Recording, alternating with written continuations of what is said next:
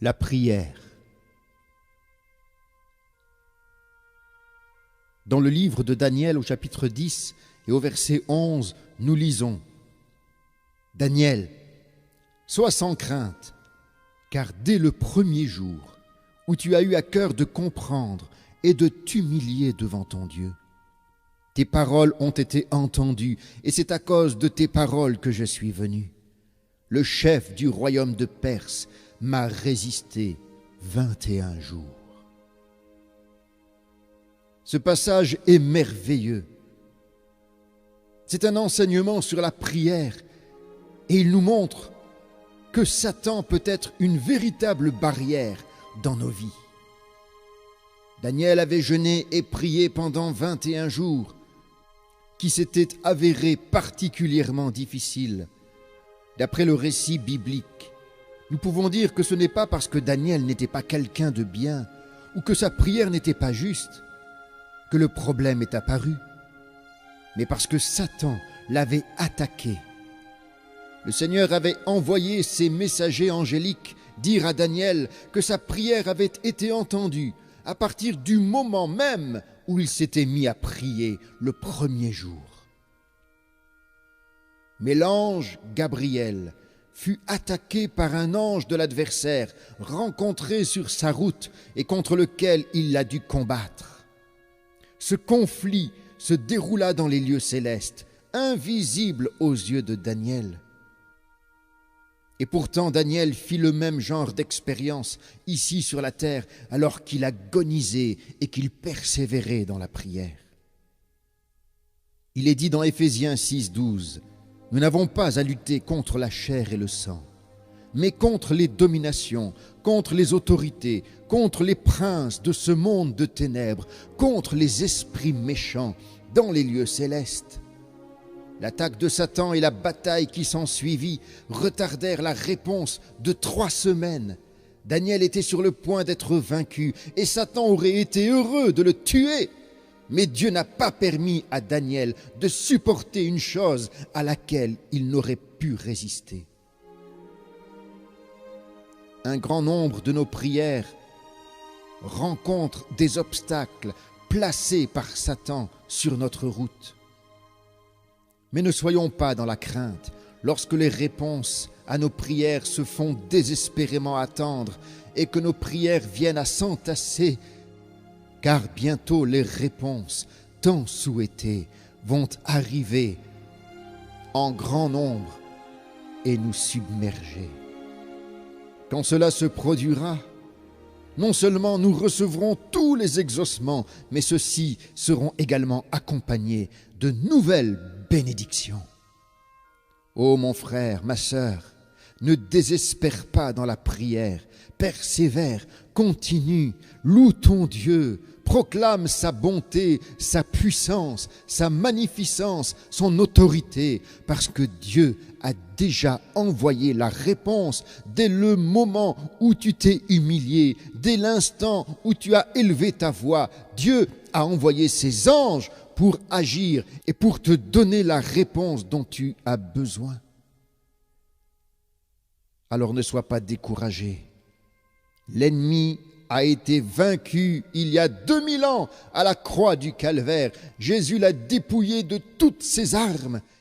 Alors prends courage, lève les yeux vers le ciel, parce que ta délivrance approche, parce que ta délivrance arrive, parce que ta bénédiction vient, parce que la réponse à ta prière a déjà été envoyée. J'aimerais t'encourager aujourd'hui à persévérer dans la prière, à ne pas baisser les bras, même quand Dieu semble ne pas répondre à ta demande. Dans Romains 8:26, il est écrit: « Nous ne savons pas ce qu'il convient de demander dans nos prières. » C'est alors que l'Esprit nous aide dans notre faiblesse. Et c'est par des soupirs inexprimables qu'il intercède au travers de nous. Il arrive souvent que ce soit justement les réponses aux prières que nous adressons à Dieu qui soient la cause de la plupart des difficultés que nous rencontrons dans notre vie chrétienne. Par exemple, nous prions pour avoir davantage de patience. Et notre Père met sur notre route des personnes qui vont éprouver jusqu'au bout notre patience. Parce que la tribulation produit la patience, dit Romains 5, verset 3. Nous demandons à Dieu de nous donner un esprit de soumission. Et alors Dieu, pour nous l'apprendre, nous fait encore passer par des épreuves douloureuses, car c'est ainsi que nous apprenons l'obéissance, tout comme Christ qui l'a lui-même apprise par les choses qu'il a souffertes. Hébreux 3, versets 7 à 8. Nous prions pour ne pas être égoïstes, et Dieu nous donne des occasions de nous sacrifier, afin que nous fassions passer en priorité les besoins de nos frères et sœurs. Nous demandons à Dieu qu'il nous donne force et humilité. Et alors un messager de Satan vient nous tourmenter jusqu'à ce que, prosternés devant Dieu, nous l'implorions pour qu'il chasse cet intrus de notre vie. Comme les apôtres l'ont fait, nous nous écrions « Seigneur, augmente notre foi, augmente ma foi !» C'est alors que notre argent semble prendre des ailes et s'envoler, ou qu'une autre épreuve se produise, exigeant de nous une foi telle que nous n'en avons jamais expérimenté avant. Nous prions pour avoir une vie à l'image de Christ, qui implique que nous revêtions l'humilité d'un agneau. Et c'est alors qu'on nous accuse injustement, sans même nous donner la possibilité de fournir la moindre explication. Et ceci parce qu'il n'a pas ouvert la bouche, semblable à un agneau qu'on mène à la boucherie, dira Ésaïe 53. Nous demandons au Seigneur qu'il nous revête de sa bonté, et bientôt nous nous retrouvons aux prises avec une tempête, et nous sommes poussés à nous endurcir et à nous irriter. Nous prions pour être paisibles, et soudain nos nerfs extrêmement tendus sont éprouvés au maximum, afin que nous sachions que lorsqu'il nous envoie sa paix, personne n'a le pouvoir de la troubler. Nous prions que Dieu nous donne de l'amour pour les autres, et il nous met en relation avec des personnes particulièrement difficiles à aimer, qui tiennent des propos ayant l'art de nous provoquer et d'exciter nos sentiments. Et s'il le fait, c'est parce que l'amour est patient. L'amour est serviable, il ne s'enfle pas d'orgueil, il ne cherche pas son intérêt, il ne s'irrite pas, il pardonne tout, il croit tout, il espère tout, il supporte tout. L'amour ne périt jamais. 1 Corinthiens 13. Lorsque nous demandons au Seigneur d'être semblable à Jésus, sa réponse est celle-ci.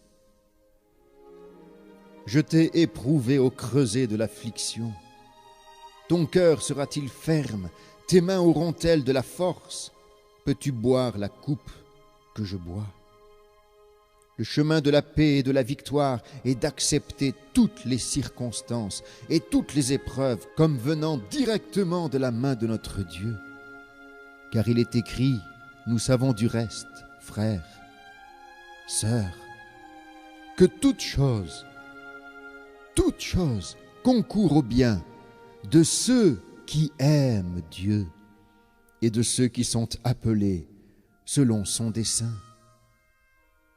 Le chemin de la paix et de la victoire, c'est d'accepter et de croire que nous sommes assis dans les lieux célestes en Jésus-Christ, au-dessus des nuages, dans la présence même de son trône et dans sa gloire, et de considérer les circonstances que nous rencontrons comme nous étant destinés avec amour de la part de Dieu.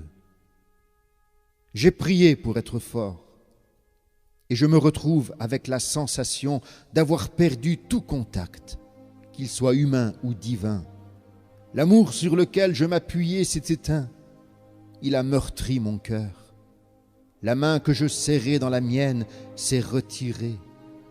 Mais tandis que je vacillais, affaibli, tremblant, seul, les bras de l'éternité ont soutenu les miens.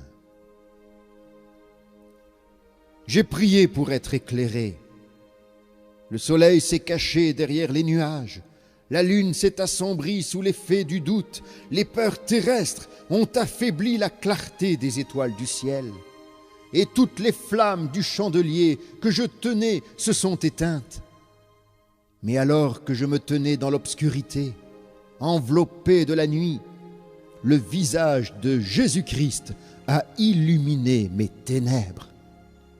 J'ai prié pour la paix et rêvé d'un bien-être reposant, un sommeil paisible, sans douleur, un doux repos, sans bruit. Et au-dessus de ma tête, les cieux s'étaient assombris et l'attaque de mes ennemis s'était intensifiée. Mais tandis que la bataille faisait rage et que soufflaient les vents sauvages, j'entendis sa voix et ressentis la paix parfaite de mon Sauveur dans ma vie. Ô toi, Seigneur, qui es bon, réponds ainsi à chacune de mes prières, selon ta sagesse et non selon ce que je crois être le meilleur. Parce qu'en fin de compte, tu as le meilleur pour ma vie.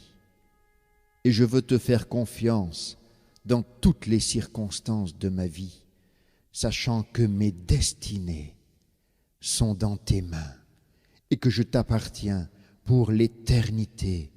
À toi soit la gloire, la louange, la puissance, l'honneur au siècle des siècles.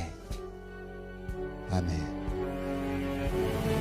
Dans le jardin de Gethsémane, Jésus priait son Père.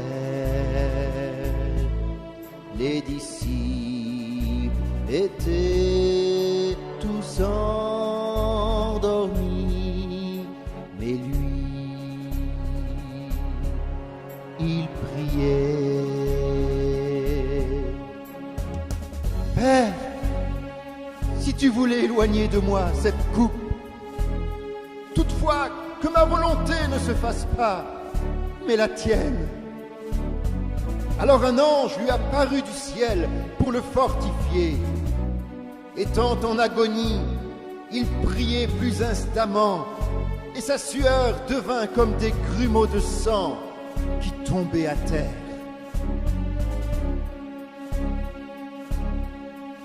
C'est là, dans ce jardin, que Jésus a triomphé, à genoux dans la prière.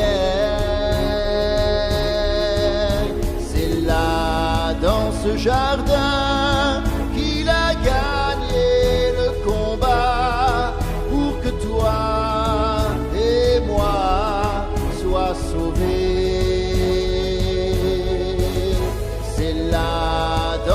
Jardin que Jésus a triomphé, à genoux dans la prière. C'est là, dans ce jardin, qu'il a gagné le combat pour que toi et moi soient sauvés. Dans le jardin de Gethsémane, Jésus priait son Père. Les disciples étaient tous endormis, mais lui, il priait. Mon Père, s'il est possible que cette coupe s'éloigne de moi, toutefois non pas ce que je veux, mais ce que tu veux. Et il vint vers les disciples qu'il trouva endormis, et il dit à Pierre, vous n'avez donc pu veiller 1 heure avec moi, veillez et priez, afin que vous ne tombiez pas dans la tentation. L'esprit est bien disposé, mais la chair est faible. Oui, c'est dans la prière que la force nous est donnée d'accomplir sa volonté.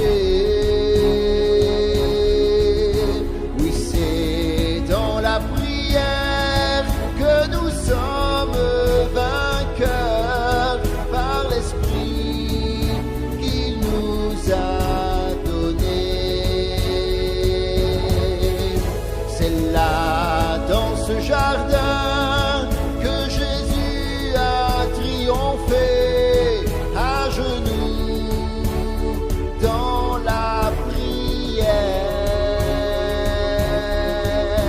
C'est là dans ce jardin qu'il a gagné le combat pour que toi et moi sois sauvés. Pour que toi et moi sois sauvés.